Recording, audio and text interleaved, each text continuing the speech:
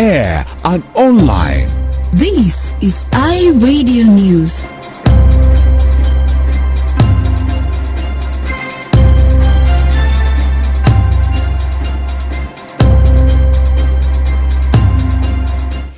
Hello, this is iRadio 1 o'clock news bulletin. First, the other headlines.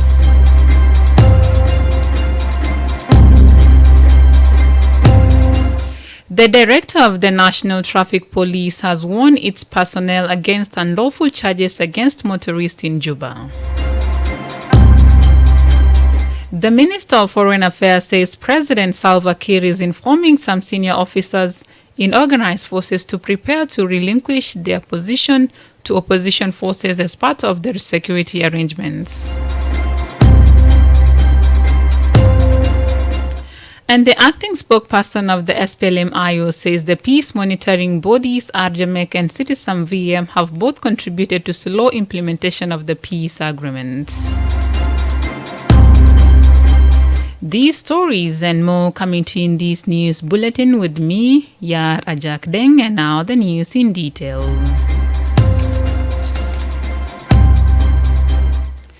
The director of the National Traffic Police has warned its personnel against unlawful charges on motorists in Juba.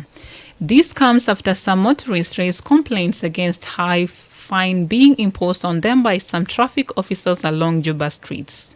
This is according to the Director General of the Traffic Police, Major General Con John Accords. Members of the public have often complained of constant harassment and extortion by traffic officers. The traffic officers, they said, use force to them to pay bribes.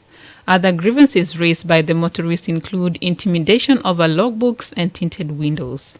However, Director General of Traffic admitted wrongdoing by some of his workforces. In 2020, General John Accord said the Traffic Police Department detained 85 police officers and expelled others over abuses against motorists in Juba. They were arrested after the police launched an illegal crackdown on vehicles with tinted windows in Juba. According to the Director General of the Traffic Police, many impersonate the service to wrongfully generate money. General Accord says some unprofessional officers are back on the streets and are now collecting and extorting money from motorists. He warned traffic police against charging motorists a fine of more than £5,000, which he says is illegal. General John Accord also warned that any officer found guilty will be arraigned in court. He spoke to the state-owned television SSBC.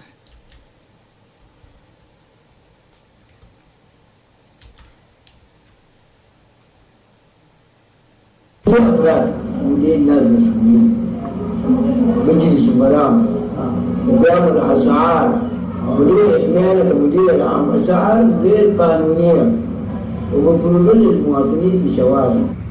فأنا بكلام ده كلام ده مرفوض وأنا ما بقبله، لأنه يا أخوانا أي مخالفة بالقانون إنه حاجة بالموت.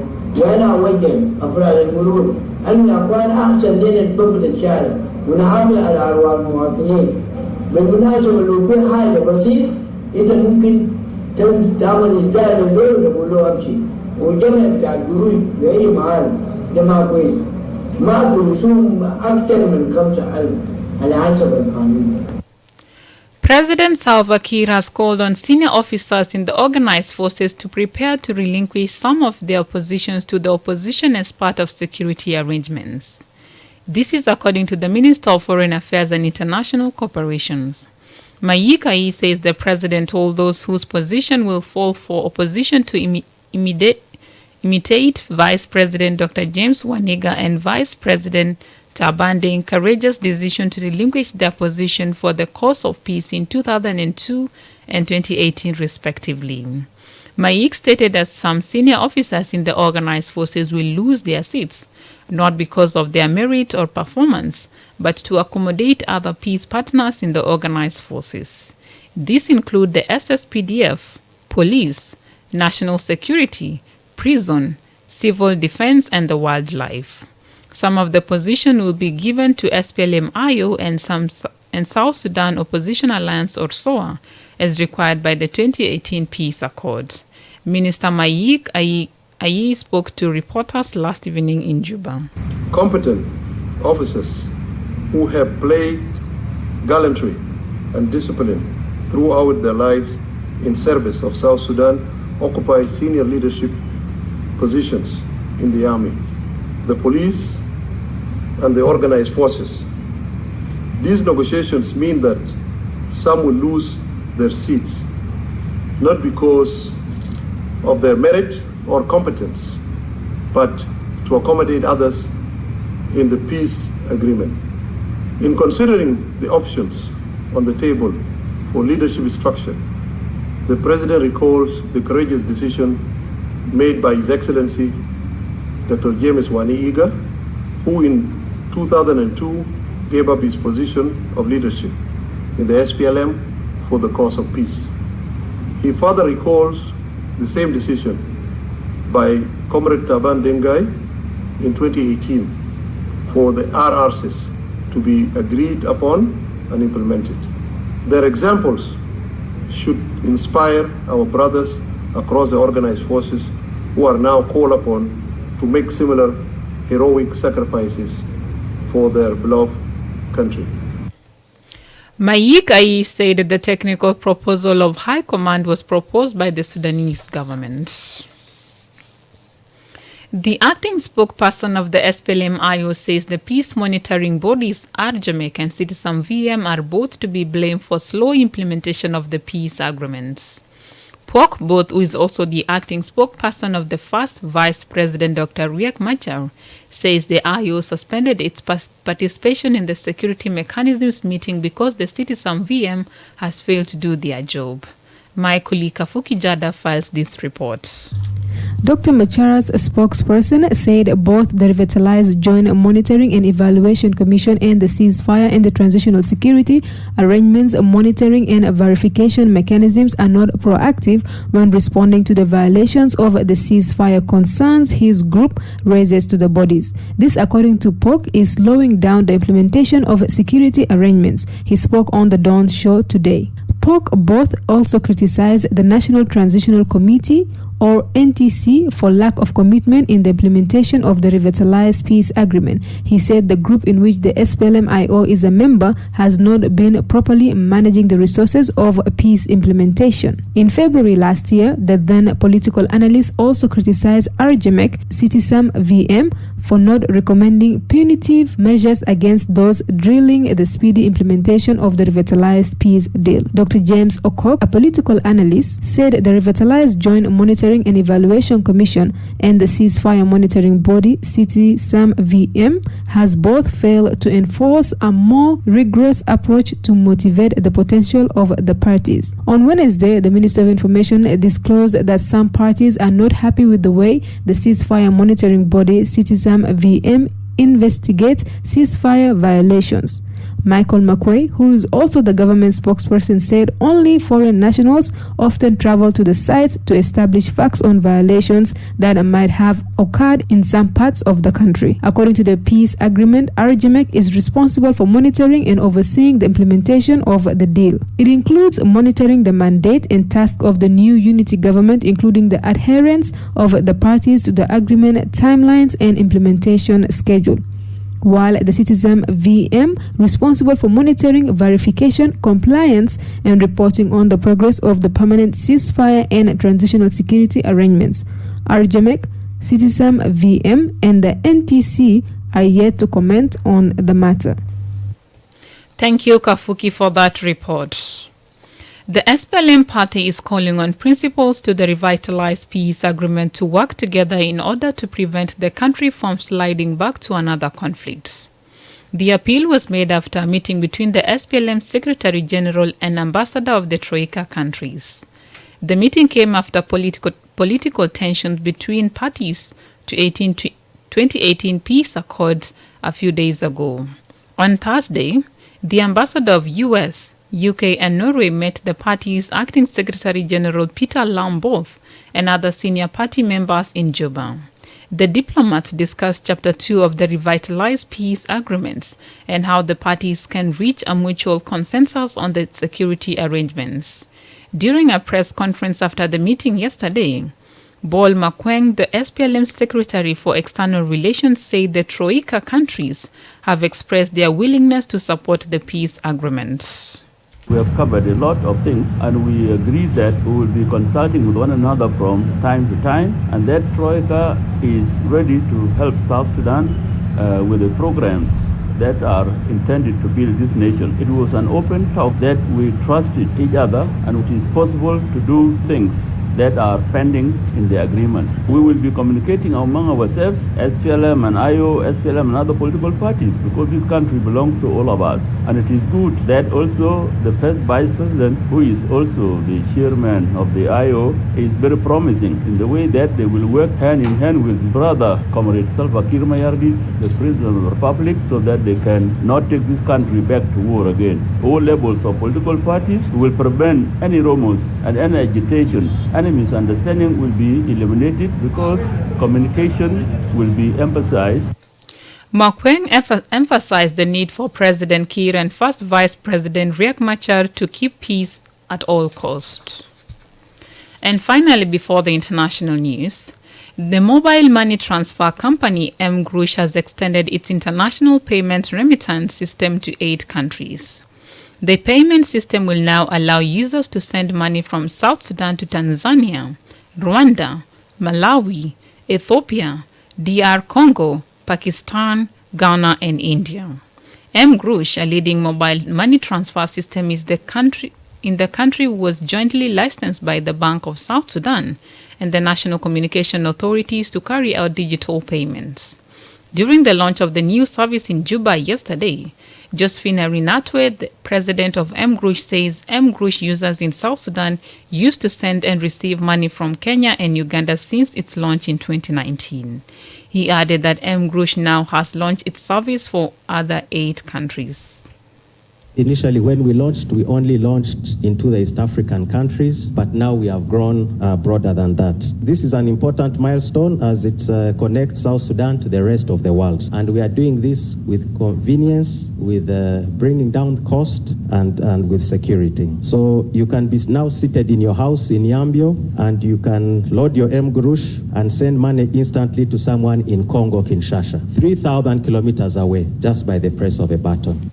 The Deputy Governor of the Central Bank, John Ohisa, says the launch is an important step in transitioning South Sudan to electronic monetary system. I want to take this opportunity to thank you for inviting me to give the keynote remarks on this very, very important occasion. As we are all aware, today marks another milestone, significant milestone in the history of mGrush, as they are launching the international money remittance. The existence of mGrush as a first mobile money transfer in South Sudan has provided consumers with a lot of options these days, like payment of power, DSTV. This is the first of its kind in South Sudan, and we really applaud you for that. You are still a young company, 3 years old, but you have already exceeded all expectations. Congratulations. The launch was witnessed by the Deputy Governor of the Bank of South Sudan and the Chairperson of National Communication Authorities and representatives of regional embassies in the country. You are listening to iRadio Afternoon News, and now approaching stories making headlines in the region and international scene, brought to you by MTN. My colleague Chan Ninro joins us. 1, 2, 3. 1 million. 2 million. Yes. It's time to celebrate. MTN 2 million. MTN has reached over 2 million customers and still counting. Are you? With over 2 million subscribers, why won't you trust MTN? To enter the draw, get an MTN SIM card today and get free 10 minutes every day for 3 months and 500 MB every month for 3 months. And on top of that, qualify to enter a draw to win 2 million SSP cards. Sabi, what are you waiting for? Buy an MTN SIM card today and get to win 2 million SSP. Yes, when MTN says 2 million SSP, it's 2 million for one lucky Junubin. Second winner gets 200,000 SSP, 10 winners get 20,000 SSP, and others get lots of MTN branded prizes. Join MTN, the biggest family in South Sudan, and enjoy such amazing offers. MTN, everywhere you go. Thank you, Yara Jack. Here are the stories making headlines in the international arena. 5 Medicine Sans Frontiers MSF aid workers held hostage for over a month after being kidnapped in northern Cameroon have been released. The group was released in neighboring Nigeria. They included Franco-Iborian, Senegalese, a Chadian, and 2 other Cameroonian security guards. The charity group says they are now safe and sound. Elsewhere, the Ukrainian embassy in Kenya is seeking donations to support the country's war against Russia and save the lives of the affected people. The embassy says the initiative follows many requests it had received from Kenyans keen on donating to the cause. It had opened 2 fundraising bank accounts and an account on M-Pesa, the mobile money transfer system. Latest UN figures show that more than 4 million people have left Ukraine since the Russian invasion on 24th February. And finally, an oil storage depot is on fire in the Russian city just north of Ukraine after what the local governor said was an attack by 2 Ukrainian helicopters. A video footage shared on Twitter shows a blaze near apartment blocks in Belgorod, some 40 kilometers from the border. Some clips appear to show rockets hitting the oil depot. However, Ukrainian aircrafts have not struck targets in Russia previously. And that is the end of stories making headlines in the continent and international arena. I am Chainiro. Back to you, Yarajak. Thank you, Ninro, for those international news. And now my colleague John Liberia joins us with the sports news.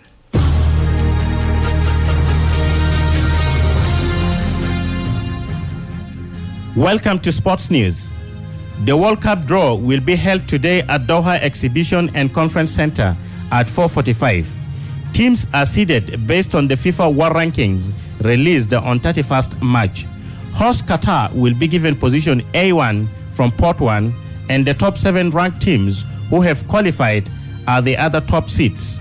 England are among them.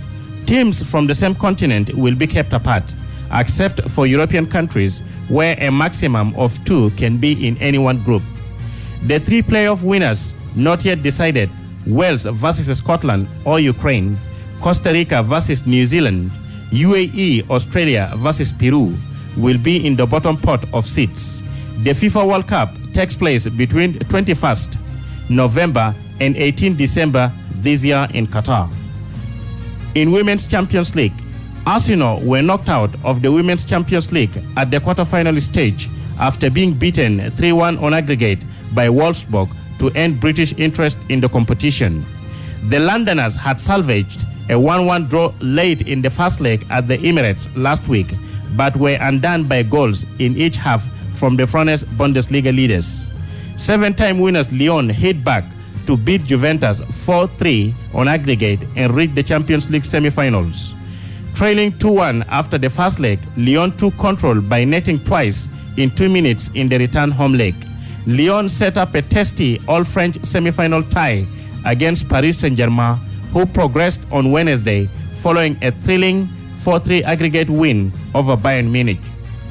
In boxing, George Kambosos and Devon Haney will fight for the undisputed lightweight title in Melbourne on 5th June.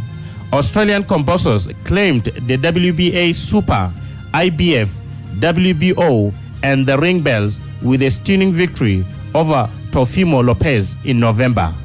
Kambosos was in talks to fight Vasily Lomachenko, but the Ukrainian has stayed in his home country to defend it against the Russian invasion.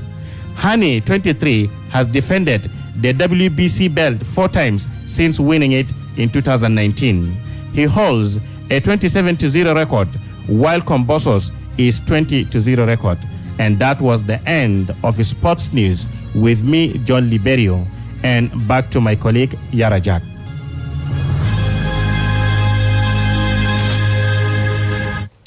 Thank you, John Liberio, for that roundup of sports news. And now to end this news bulletin, here is a recap of the main headlines again.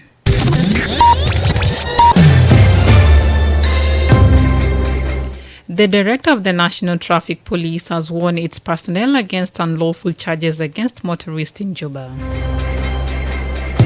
The Minister of Foreign Affairs says President Salva Kiir is informing some senior officers in organized forces to prepare to relinquish their position to opposition forces as part of the security arrangements. And the acting spokesperson of the SPLM-IO says the peace monitoring bodies RJMEC and Citizen VM have both contributed to slow implementation of the revitalized peace agreements. That's the end of iRadio Afternoon News. You can also get these stories and updates by subscribing to iRadio News Alert on your MTN South Sudan number. Call 700-700# and follow the instructions. If there is a story or an event you would like iRadio to cover or report about, please send us a text message on +211 912 986 986. It is also our WhatsApp number. Follow us on Twitter at iRadio Juba, like our Facebook page iRadio, subscribe to our YouTube channel iRadio South Sudan, and watch our comprehensive interviews. You can also visit our website and listen to us online at www.iradio.org. Stay tuned for the news in Arabic at 1:30 p.m. I am Yara Jack Deng. Thank you for listening.